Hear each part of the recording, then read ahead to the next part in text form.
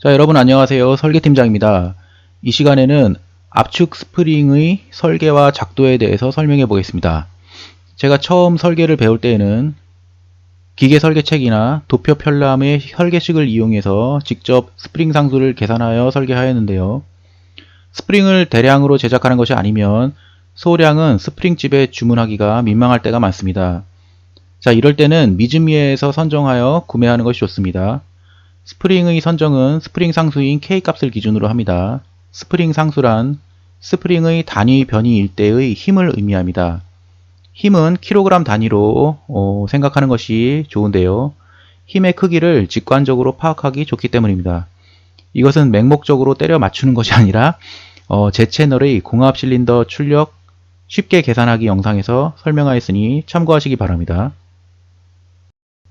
자, 화면에 보시는 것은 미즈미 카탈로그입니다.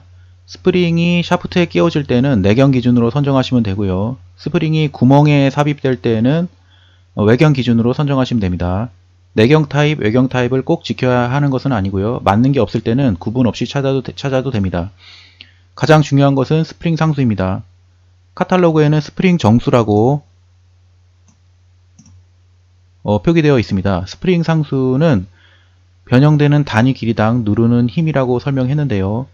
예를 들어서 스프링 상수가 0.3 km/mm라고 하면 스프링을 10mm 변형하는데 3kg의 힘이 필요한 것입니다. 20mm 변형한다고 하면 6kg의 힘이 필요합니다. 가능한 한도 내에서 스프링 상수는 작은 것으로 선정하는 것이 설계에 유리합니다. 왜냐하면 스프링의 변형에 따라서 힘의 크기 변화가 작아서 비교적 일정한 힘을 가할 수 있기 때문입니다.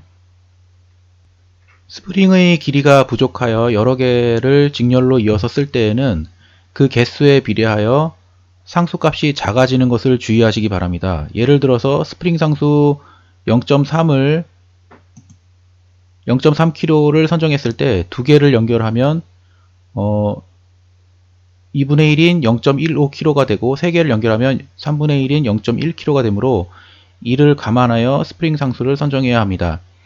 이렇게 되는 이유는 도표 편람에서 스프링 상수 계산식을 보면 선 지름, 코일 지름, 감김수에 따라서 스프링 상수가 정해지기 때문입니다. 예를 들어서 WM10-80을 선정했다고 했을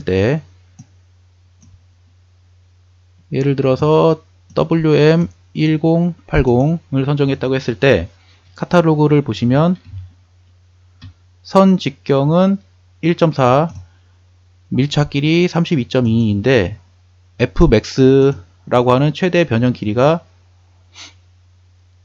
28mm입니다. 이때의 Nmax라고 하는 최대 하중은 8.4kg인데요. 이는 스프링 상수인 0.3과 최대 변형 길이인 28을 곱한 값임을 알 수 있습니다. 그리고 스프링 설계 시 가급적 최대 변형 길이 Fmax 이하로 변형되게끔 설계하시기 바랍니다.